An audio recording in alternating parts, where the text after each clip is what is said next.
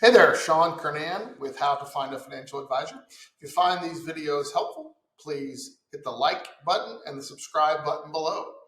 That'll help other people find this resource as they're trying to sort out how to best use or not use a financial advisor. So one very, very common recommendation I'm sure you come across in your search for a financial advisor is make sure they are a fiduciary. So that's great advice. I don't think anyone would ever say look for someone who is not a fiduciary, but I think it's critical to have at least a basic understanding of what a fiduciary is. So I went to that eternal source of truth, Wikipedia, and I'm going to read the definition and then go into how to take into account fiduciary or non-fiduciary advisors and what that means to you. So a fiduciary is a person who holds a legal or ethical relationship of trust with one or more parties. Typically, a fiduciary prudently takes care of money or other assets for another person.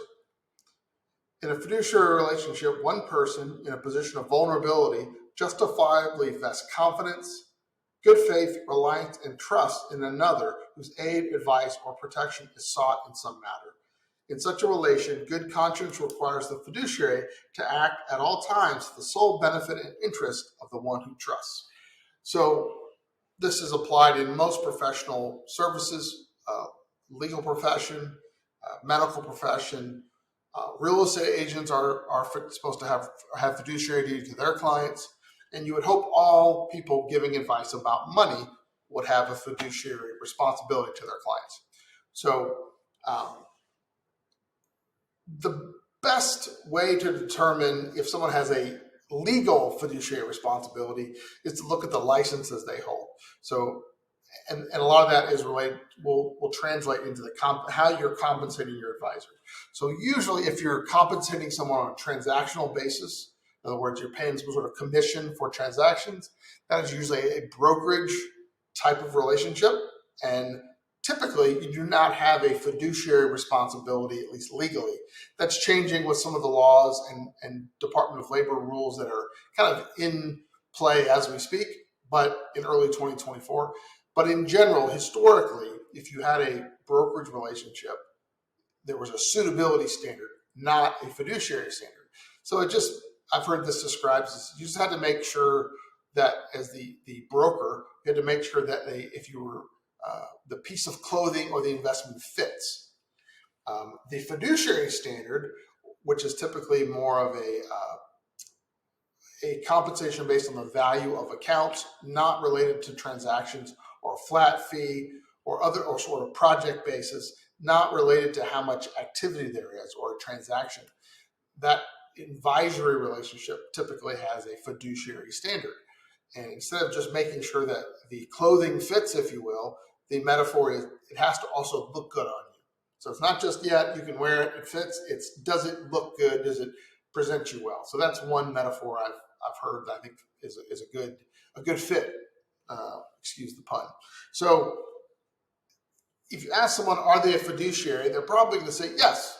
And if you're like most people and you don't have the tools to really drill down on that, just to confirm, it's helpful, but I'm not sure it's the best way to ask the question. So I would typically recommend if you're going to ask someone about their fiduciary or not status, I'm going to ask a more open-ended question. For example, tell me about your fiduciary relationship, or tell me about the fiduciary versus suitability standard, something somewhat more obscure, and give them a chance to explain. So I think a lot of the fiduciary standard stuff is helpful, but it's a pretty low bar because there have been criminals who have been held to the fiduciary standard, but it's just obviously not enforced because it's very hard to check every action and decision for, is this the right thing for you? Is this the right thing for you? Because if you're giving financial advice, financial planning advice, you should be thinking about the very long term, what the end client, what you are looking for now, and what your stated goals are over decades sometimes. And that's very hard to do. So grading someone as a fiduciary to the positive is difficult. Now, it's obvious, it's easy for an outsider to the relationship that's an expert in the field to say if something was not done in a fiduciary manner. So oftentimes, another professional can say this was not, doesn't look like a good fit. It appears to be have done only to generate a commission for the person recommending it, who would not really be an advisor; they would be a broker. And over time, I think that phenomenon is getting less and less as more and more advice is delivered in a fiduciary standard. But like a lot of things, this is a lot easier to say what's wrong versus saying this is definitely right. And here's an example that I go to a lot. I know people who work on a commission basis that have been doing that forever. And because when I started 22 years ago, that was a more common way of doing business. And I know dozens of advisors who started that way. And some of those people are still doing business in a commission basis. And I would trust my wife's and kids' money with them if something happened to me, because I know they're going to do the right thing. I understand their character. I know how they think about things. They've just always done it that way.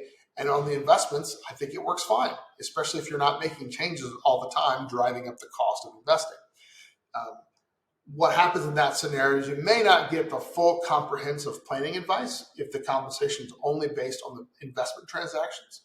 But on the flip side, the same thing can happen in a advisory assets under management relationship where you do have a fiduciary standard, but if the compensation is all based on the investments, unless your advisor is thoughtful enough and really focused on the total comprehensive planning, and you don't ask questions or insist on getting advice around everything, you and your advisor will tend to focus on the investments. And that's a critical part of most people's plan, but it's certainly not inclusive of everything that you should probably be thinking about for your financial picture. So I know this is winding a little bit, but fiduciary is probably an ideal minimum standard, but I wouldn't stop with, oh yes, I'm a fiduciary. Because one, I've seen people that have other licenses that murky the answer, say, yep, I'm a fiduciary. And a lot of people check it off the checklist. Well, they said they're a fiduciary. And if you're not a fiduciary, if you're someone who's trying to do something the wrong way on purpose, you might answer yes to the fiduciary, even though you don't even have any licenses that would lead you to be the fiduciary. So trust, but verify. And don't always trust right off the bat, because it's good to have a second opinion. I'm happy to evaluate if you have somebody that you're talking to. Do a little bit of basic research from my end, looking at publicly available information to show where the nuance might be on this fiduciary question.